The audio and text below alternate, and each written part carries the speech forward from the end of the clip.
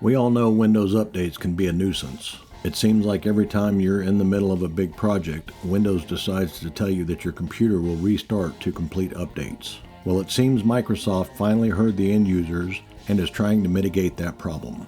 Welcome to A Better Tech. Thanks for sharing your time with me. Let's see how updates are being improved. Microsoft is changing the way updates happen on your computer.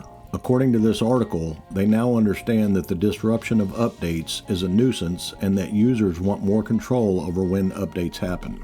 Granted, updates are very important to the security of your PC, but having more control over how your PC updates can make your workflow much more to your liking. First, Microsoft is allowing users to skip updates when you install Windows if you need to get to work sooner than later. Then the updates can be done when there's a break in your workflow. Next, Microsoft is allowing users to pause updates for up to 35 days at a time.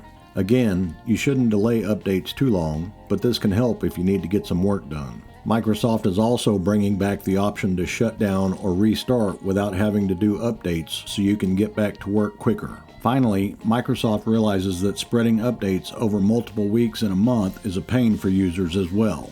So they've decided to include driver, .NET, and firmware updates with monthly quality updates. So this means you should only have to do a restart for updates once a month. So Microsoft has finally listened to its users when it comes to updates. If your system is updated to the latest version, then you should notice less interruptions from updates, since it should only happen once a month.